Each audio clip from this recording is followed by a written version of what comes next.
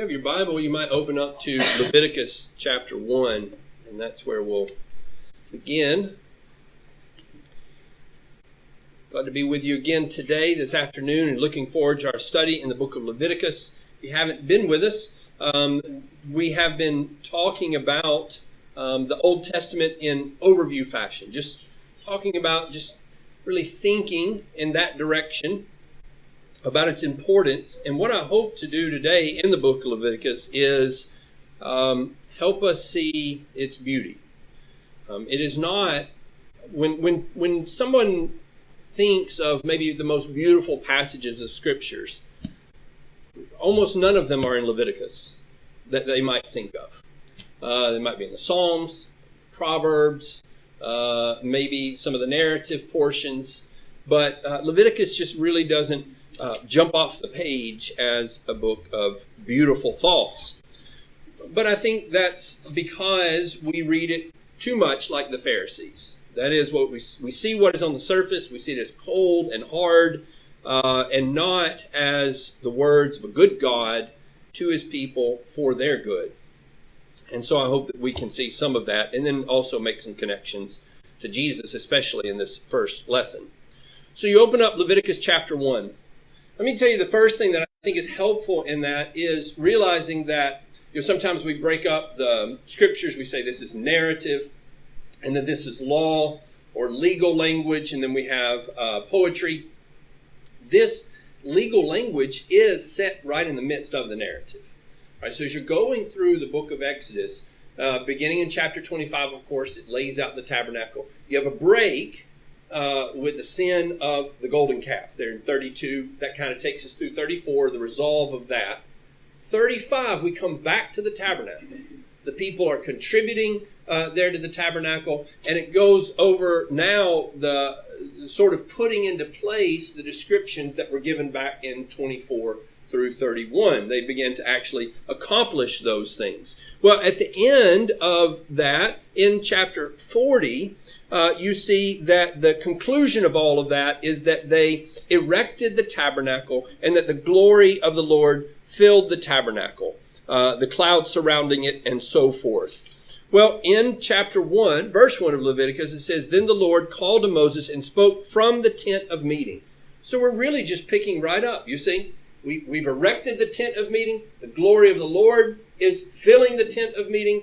And now God is speaking to us, to Moses, through the tent of meeting, or from the tent of meeting. And so we continue right on in the book of Leviticus, right there in the context, in the narrative. So it doesn't have to be such a break in the narrative. It's not jolting. It is orderly. And God is proceeding right along with his message. Well, it starts out like this. "Speak to the sons of Israel and say to them, when any man of you brings an offering to the Lord, you shall bring your offering of animals from the herd or the flock. If his offering is a burnt offering from the herd, he shall offer it a male without defect. He shall offer it at the doorway of the tent of meeting, and he shall be accepted before the Lord. He shall lay his hand on the head of the burnt offering, that it may be accepted for him to make atonement on his behalf. He shall slay the young bull before the Lord, and Aaron's sons, the priests, shall offer up the blood and sprinkle the blood around the altar that is at the doorway of the tent of meeting. He shall then skin the burnt offering and cut it into its pieces. The sons of Aaron, the priest, shall put fire on the altar and arrange the wood on the fire. And then Aaron's sons, the priest, shall arrange the pieces in the head of the suet over the wood which is in the fire that is on the altar. Its entrails, however, and its legs he shall wash with water. And the priest shall offer up in smoke all of it on the altar for a burnt offering, an offering by fire of a soothing aroma to the Lord." Now he goes on to describe the offering as it would be from the herd, that is sheep or goats. And then finally in verse 14, the offering as it would be from a bird. And what you see is a downward progression of wealth, really. So, if you have a bull, that's what you bring. If you have a sheep or a goat, that's what you bring. And if you have nothing, then go find a bird and you bring that. So the first thing I would just say about the law of offerings that shows that it is not so cold and it is not so callous is that God makes provision for everyone to bring a burnt offering. No one's left out. If you don't have anything, you can go pick up a pigeon and you can bring that. And so do something to bring this burnt offering before the Lord. He makes himself accessible to all. That has always been God's way. That's not some new concept in the New Testament that God is available to all. That has been written right into the law, that he makes himself available to all classes and so forth. Incidentally, as we continue to read through the book of Leviticus and we see those distinctions of sacrifices, it shows us that that spectrum of wealth, so that when we come into the New Testament, that's one of the indicators of the poverty of the family of Jesus. You know that when they come in to make their sacrifice after the birth of Jesus, that it is a turtle dove that they bring. And if we don't have the context of the Old Testament, we don't know what that means. But with this context, we know Jesus comes into a very humble family whose sacrifice is the pigeon or the turtle dove. And so that's some of the context that I think is helpful as we're reading through that New Testament story. Well, coming back then to the burnt offering here as it is described in the case of the herd. We're going to focus on that. There's some distinctions with the bird. Obviously, the anatomy is different, but basically you have the same procedure, the same process for these offerings, whatever it is you're bringing. So we're just going to focus on the one as we look here at this first offering. I think in the first instance, we understand that the burnt offering, it's an offering, it's a pattern of an offering. And it would be employed in several different instances. But he says in verse 3, he says, he shall offer it at the doorway of the tent of meeting, that he may be accepted before the Lord. Verse 4, he shall lay his hand on the head of the burnt offering, that it may be accepted for him to make an atonement on his behalf. Now, there are separate offerings that are described as the sin offering and the guilt offering, and there are various offerings that are associated with sin.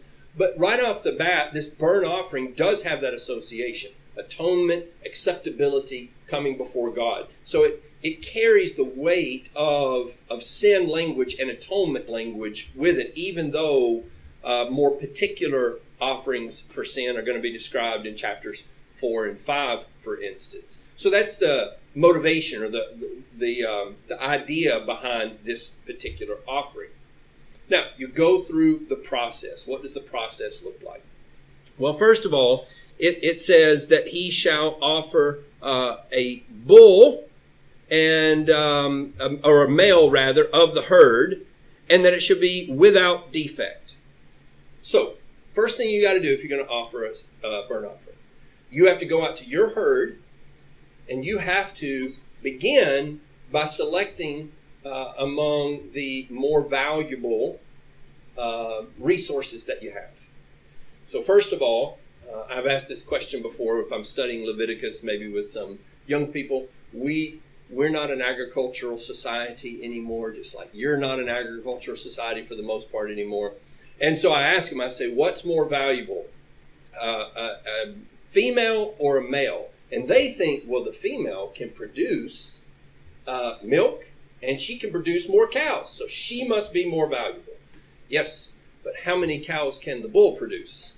You see, he gets sold for a lot more. In fact, if you go to a market and you go to an auction where they're auctioning off cattle, it is many times more that you will see for a healthy bull than you will see for a heifer. And it's because of that particular value. You need one bull to produce many cows, whereas the female cow can only produce essentially one cow per year.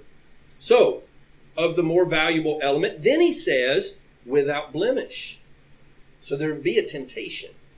And it's a temptation that the Israelites, I think, often succumb to. Malachi seems to indicate that they succumbed to it in his day. That is, to go get the thing that wouldn't cost you, that wouldn't make you much money in the first place.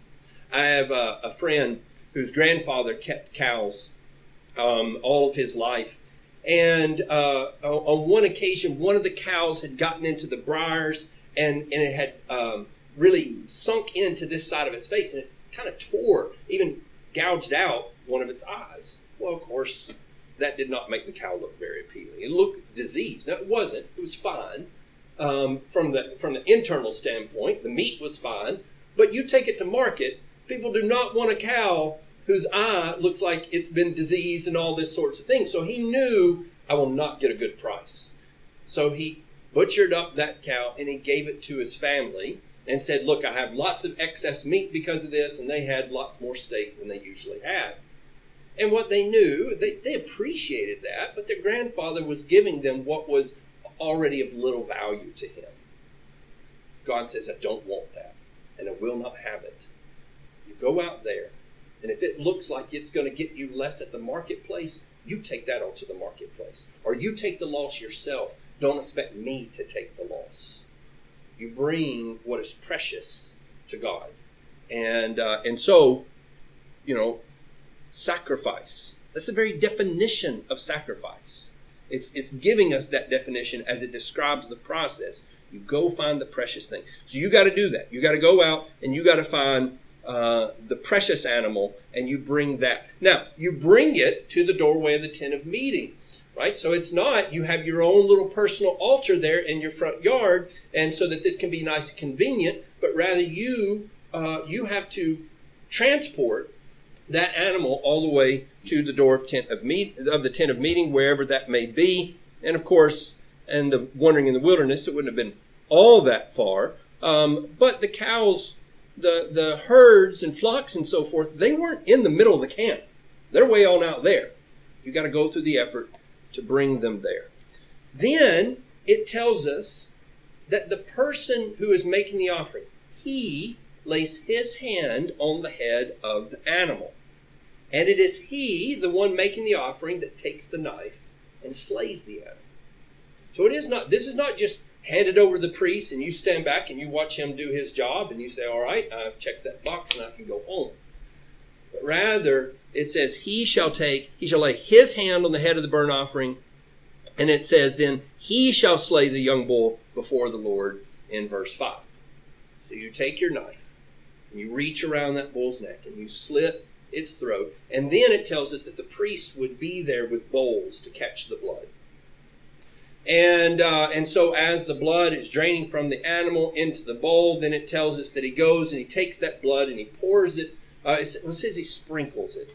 And looking at the Hebrew, I think sprinkle is probably not an effective English word to communicate that idea. It would be more like you've got this bowl and he's sloshing the blood, because it would be a lot. He's sloshing the blood up onto the altar. Now, all of that indicates a rather distasteful, gory scene. I remember going through this with my daughters early on. We were studying through the Old Testament, and I was describing to them this scene. They were 5 and 7, I think. And my 7-year-old, her nose was crinkling up, and as I'm giving her the scenery and everything, and she's imagining the cries of the animals, the smell, the senses, the visual of it all. And she goes, Daddy, that is gross. I said, you're right. I do believe that part of the picture is the goriness of sin and an association of death and sin. That this scene with all of the elements, the complete sensory overload, is to impress upon people this is what sin costs.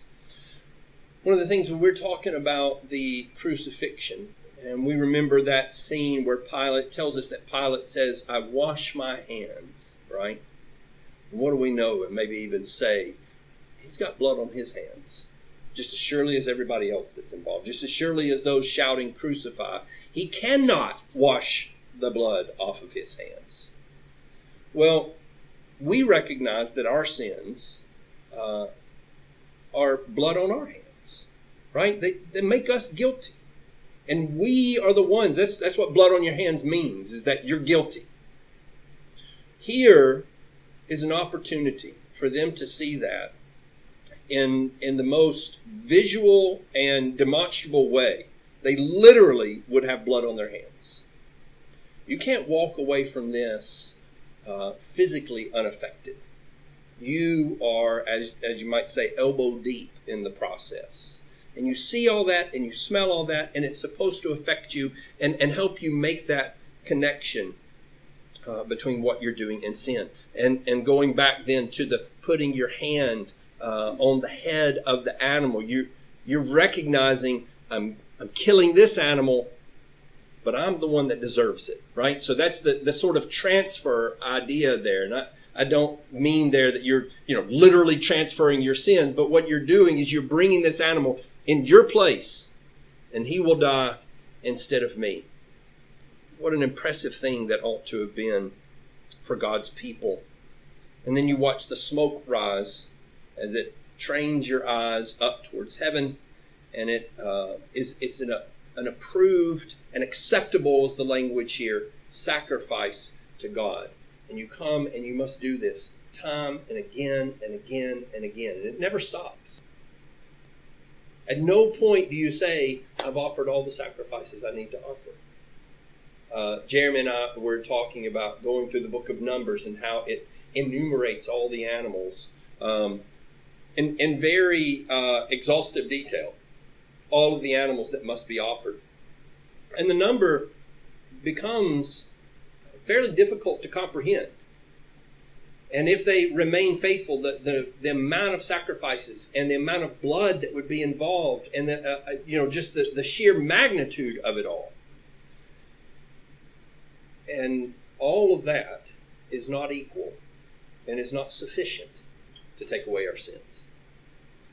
Yet, it should be sufficient, I think, or at least it should approach sufficiency to help us illustrate what sin is.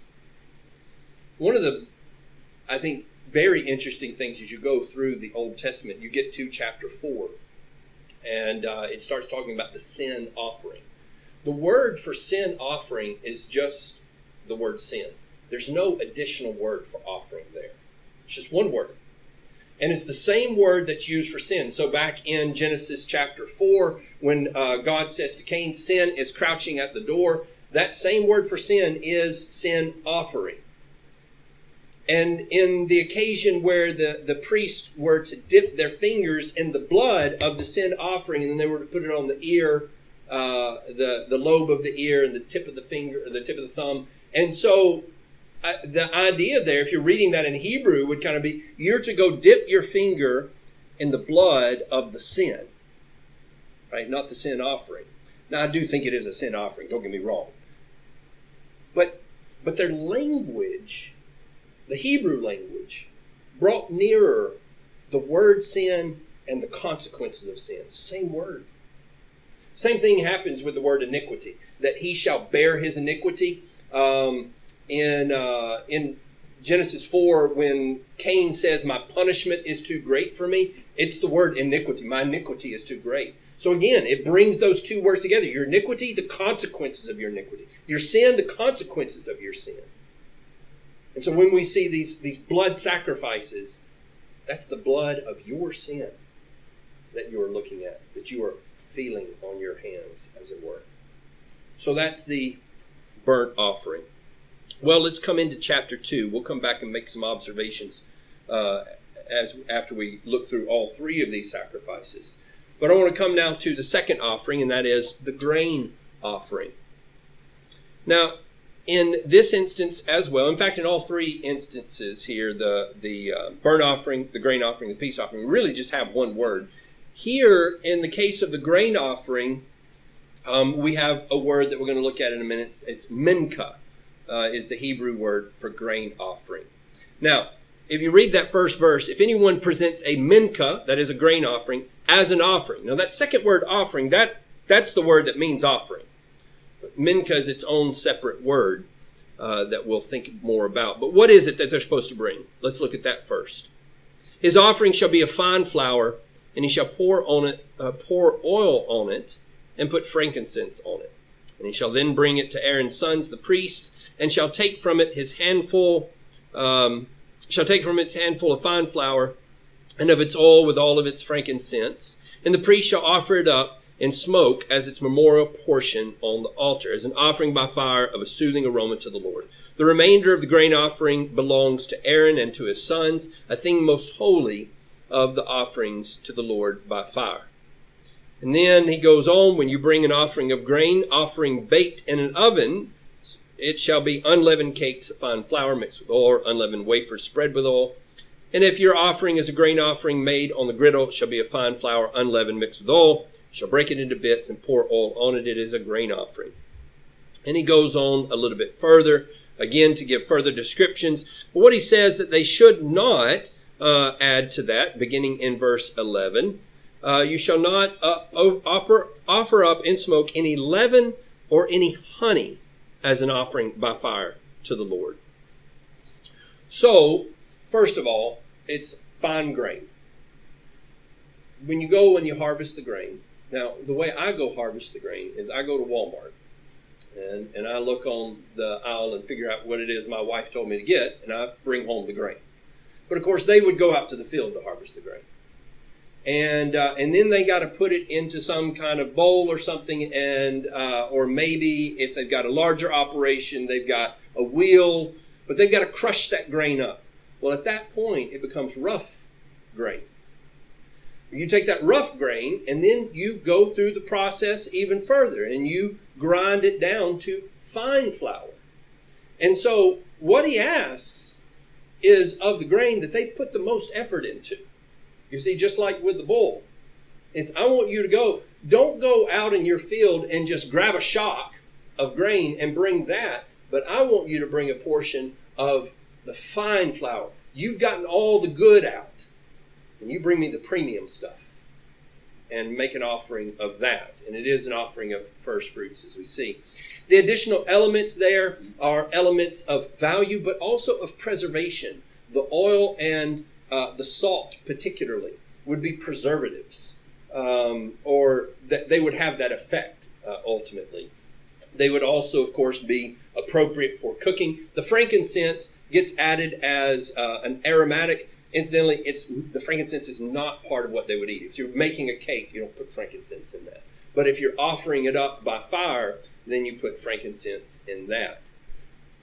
The opposite is true of leaven and honey. Those are corrosives. We like to eat things with leaven, but you don't like to leave things with leaven sitting on your shelf. Because if you do that very long, that begins to corrode. Unleavened bread will last a very long time if prepared properly. But something with leaven or sugar is going to begin to break down and corrode. Mold will enter in and all sorts of other problematic elements. And so I think as we continue through the rest of the scriptures, what ends up happening is leaven ends up being an illustration of sin. And then in this case, even honey, the same way. Now, leaven is not bad in every instance, and honey is not bad in every instance, but they represent something that is bad, right? Corrosive elements in our lives. And so as they're bringing this to God, God is all through the law wanting them to make associations. How does leaven work? What does it do? How does honey work? What does it do? I want you to associate that with something. And I want you to associate salt. As we get to the New Testament, we continue to use that. We're preservatives. We're flavor. We provide something valuable and helpful. And so he wants that association as well. Well, let's come then to the word mincha. So we understand what it is that they're going to bring, but how is it described? Well, this word for grain offering, mincha, it means a gift, but a gift of a particular kind, and that is brought in particular circumstances. Back in Genesis chapter 32, and there beginning in verse 13, you recall perhaps this is the moment when Jacob is on his way back from serving Laban. He's on his way back into the promised land. And he's about to meet Esau. And it tells us in verse 13 that he spent the night there. Then he selected from what he had with a present for his brother Esau. Now that word present there is the same word as grain offering, mincha. And you may remember that he he gathered together 3 of those offerings, 3 of those presents for his brother Esau. And he sent those, or 3 groupings, we might say. He sent those in waves, right? And in chapter 33 and verse 10, it tells us why he did that. In chapter 33, verse 10, Jacob said, "No, please, if now I have found favor in your sight, then take my present from my hand, for I see your face as one who sees the face of God, and you have received me favorably." So what did Jacob want? Well, first of all, he just didn't want Jacob. He wanted Esau not to kill him. But he wanted to be able to come favorably into the presence of his brother, to procure favor, to be able to have an audience with someone that he viewed as in greater power and ability than himself. I just want to be able to find favor in your sight. So he brings Minka, this gift. Well, over in chapter 43 of Genesis, the word comes up again. In Genesis chapter 43, and there in verse 15, it says, "So the men took this present and took double the money." That word present is the word Minka. "They took double the money in their hand and Benjamin, and they arose and went down to Egypt and stood before Joseph." Now, what's happening there? Well, you might remember that this is the second visit to Egypt for the brothers of Joseph, the sons of Jacob. They've come back and they've waited until they're about to starve to death again. And the father says, "Okay, you can go back." And remember, they had to bring their brother. But what do they want? They want to be received favorably. They want an audience with Joseph, and they want to receive blessings from him. And so they take this gift in order to appease him. In 1 Kings chapter 10, we find this word again, Minka. 1 Kings chapter 10 and verse 25. There it says, they brought every man his gift, his Minka, articles of silver and gold, garments, weapons, spices, horses, and mules, so much year by year. To whom? Well, context, Solomon. So people are bringing all sorts of gifts, Minka, to Solomon. Now, why would they do that? Well, first of all, they believe Solomon is greater than they are. They want his favor, their tribute. That's right. Some translations will say they bring their tribute to him. And so tribute carries this idea of someone lesser to someone greater, and again, wanting to procure favor in his sight. One more passage, and this comes up in several other places. We're just hitting a few of them to get, I think, a complete idea, a complete picture how this word gets used in the Old Testament. One more is in Judges chapter 3. In Judges chapter 3, here is the story of Ehud, which, as a little boy, is a particularly compelling story in the Judges. You know, people say, should you read that to little boys? I want to tell you what, if you want them to be interested in the Bible, you read them stories like this. This really grips the attention. And if you remember, it is a rather graphic story where Ehud is wanting to take down the oppressive force of Eglon and the Moabites. And it tells us that what Ehud did is he went in and he disguised himself, or rather came in with certain pretenses. It says in verse 17, he presented a tribute to Eglon, king of Moab. Eglon was a very fat man, and when it came about, he had finished presenting the tribute.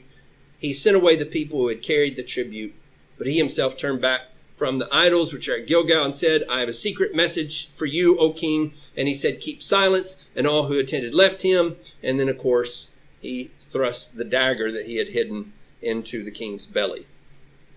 Well, what do we make of that? Well, I think there is a connection here. Ehud brought tribute for really the same reason. Now, he was being deceptive. But what does he want? He wants to come into the presence of the king.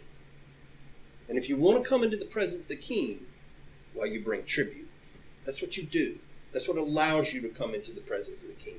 That really is the idea so much throughout the way this word is used. It's a way to show that the giver is inferior. It's a way to show deference or gratitude. And it's most importantly, it is offered in order to gain a favorable audience. I think that's what's happening in Leviticus chapter 2. You want to come before God? You bring the grain offering. You bring your gift, your tribute to your king. And he is the king. And so this would bring them into his presence. Okay, chapter 3 and the peace offering. It tells us if his offering is a sacrifice of peace offerings, if he's going to offer it out of the herd, whether male or female, he shall offer it without defect before the Lord. Now, in this case, notice it doesn't matter if it's male or female. It still matters if it has a defect. I still don't want your cast-offs. But he's not asking for the male or female. And I think one particular reason is this is a shared sacrifice. Okay, so this is going to be the sacrifice that Israel would sit down and they would partake, right? They would eat their portion. And a different portion would go onto the altar and it would be burned as sacrifice to the Lord. Again, he shall lay his hand on the head of his offering and slay it at the doorway of the tent of meeting. And Aaron's sons, the priests, shall still sprinkle the blood around on the altar. From the sacrifice of the peace offerings, he shall present an offering by fire to the Lord, the fat that covers the entrails and the fat that is on the entrails, and the 2 kidneys with the fat that is on them, which is on the loins, and the lobe of the liver, which he shall remove with the kidneys. And Aaron's son shall offer it up in smoke on the altar in the burnt offering, which is on the wood that is on the fire, that is an offering by fire of a soothing aroma to the Lord. And it goes on to tell us how they might sit down and eat their portion in connection with this. Well, as you look at this final sacrifice, the first thing that I think is striking to us is what's supposed to go to the Lord. So when it tells us that they should offer, or they should take out the fat, they don't eat the fat, they give that to the Lord. Now, I don't know about you, but for me, if someone trims at least a goodly portion of the fat off my steak, I'm not upset, right? I'm not going to eat the gristle that's left on my plate. So you might think that God is saying, you don't have to eat the fat. You can give that to me. That's not at all what's happening. As you look, again, at the word fat here and how it is used throughout the Old Testament, there are places, of course, where it is simply translated as fat, but there are places where it is translated as the fat of the land, or even the best of the land. And so, for instance, it tells us, let's see here, in Psalm 147 in verse 14. He makes peace on your borders. He satisfies you with the finest of the wheat. That word finest is the fat of the wheat. Now, of course, the wheat doesn't have fat on it, but it is the best, is the idea. So when he says, give me the fat, he's using a word that, yes, literally means fat and would refer to the literal fat on the animal, but that they would use broadly to refer to what's best. Give me the best part. Give me the finest part. Give me the richest part of the animal. Well, then we come to this other element. What about the 2 kidneys and then the liver? Again, I don't know about you. Some people do love the soft meat portions of the animal. My grandfather loved some liver and onions. That's a southern dish, right? Fried liver and onions. I did not like that. I don't like meat that I can mash with my fork. That's what kidneys and liver ends up being like. So again, I feel like if God says, give me the kidney and the liver, I'm like, great. I don't have to eat that. But that's not the idea. Again, it's not the idea at all. And as you go through the rest of the scriptures, you find places where that is translated differently. Job 19 and verse 27 Job 19 and verse 27, it says, whom I myself shall behold, and whom my eyes will see, and not another. My heart faints within me. That's the word for kidneys. My heart faints within. Now, for you and I, like in different cultures and different places in history, people have used different organs to sort of describe emotional center. We still do it. We say, I feel it in my gut. And in that way, we kind of refer to that center of feeling. But most of the time, we would say heart, right? That's the way we would express ourselves to someone. I love you with all my heart. My wife would feel very strange if I wrote her a card and said, I love you from the bottom of my kidneys, right? They just wouldn't have the ring to it in the English language. But that's the word that they would use. So it might sound a little bit more understandable if God said, give me the heart. And what that would mean to us is that he wants the emotional, the representation of the center of emotion from the people. The same thing is true in the case of the liver as well. It is not used as often throughout the New Testament, but for instance, Lamentations chapter 2, and in verse 11 it says, my eyes failed because of tears. My spirit is greatly troubled. My heart is poured out on the earth. Literally, that is, my liver is poured out on the earth. But I think translating it heart in that instance is a good translation because it's what we would say. It's how we would communicate the same thing. So he wants, what does he want? He wants the best part. You're sitting down. That's what the peace offering is you're sitting down to a meal with God. And what God says is, I get the best part, and I get the part that has the most meaning. And then you get to eat the rest. And in our relationship with God, what does he want? He wants our best. He wants our hearts, livers and kidneys in this case. And that is the nature of our relationship with him. Well, some observations briefly. Jeremy said, unless we end at 1:45, and I laughed inside. 1:45. Yeah. So one thing is this. I think there's an importance to the order of the sacrifices as they are given. The peace offering is the part everybody wants. We want to get to the part where we sit down and we have communion with God. But it starts with the burnt offering. You can't have peace until you have made atonement. That must come first.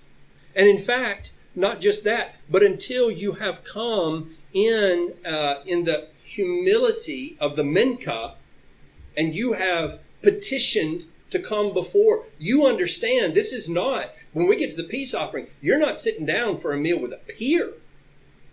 You're sitting down before the king. He gets the best portion. This is still an unequal relationship. Even though it is a relationship, he's still God and I'm still me. So we have them in their appropriate and proper order as they are laid out here. And we have to go through a certain path in order to be able to get to the fellowship phase of the sacrifices. But the maybe more important point to make about this and all of the sacrifices is how Jesus accomplishes what is indicated in every single one of them. So he is the atonement of the burnt offering. He's the lamb, right? He's the one who supplies the blood that is shadowed in these sacrifices. And he is our means to be able to come favorably before the Lord. We want an audience with God. Who do we go through? The Son. He's what brings us into the presence of God. And it's his sacrifice that does that. And then in the 3rd chapter, of course, he is the very means by which we sit down and commune with God. We call the Lord's Supper communion. And I don't think it's an exact parallel, but there is a sense in which what we are doing is communing with each other and with God as we sit down and commune. And who is the sacrifice that's based on? That's Jesus. It is striking to me that not only, as Jeremy and I were talking, does Jesus end up being the one sacrifice that could stand in for all of these hundreds of thousands, millions of animals that are slaughtered through the years, that he could take the place of all of that, but that he could also take the place of each of the meanings of these sacrifices as they're individually laid out. And you say, well, the burnt offering's got a particular purpose. Jesus fulfills that purpose. Well, the grain offering's got a different, Jesus fulfills that one. And the beauty of it is that what you have in the Old Testament, the shadows end up not being just this blurry image, but rather, as you look through the sacrifices and you see the particular purposes of each sacrifice, you get a sense of how far-reaching Jesus' sacrifice is, how impactful it is. It fulfills every single one of the things that the Jews needed fulfilling in all the great many sacrifices that they were offering, all wrapped up in one. So it's informative in that sense of what happened on the cross. All of this happened on the cross. And all of it's wrapped up and taken up in that one singular moment. I don't think that people don't appreciate the cross if they haven't read the Old Testament. But I don't think they appreciate it as much as they could. That the more we understand this, the more, again, it elevates the sacrifice of Jesus. We are overwhelmed at the significance when the Hebrew writer says this one sacrifice. And can you imagine the Jews going, it can't be. One? And then no repeat? We don't ever have to do it again? Can't be. After all the sacrifices that they had witnessed. And we find ourselves, of course, with that sacrifice, as the Hebrew writer points out in chapter 10, not with less responsibility. Because I think that's a lot of the way people look at the law and say, oh, glad we don't have to do all of that. Oh, he says, of how much greater. We have a greater responsibility and a greater connection to the sacrifice that has been made for us. I'm not ashamed to hold my Lord.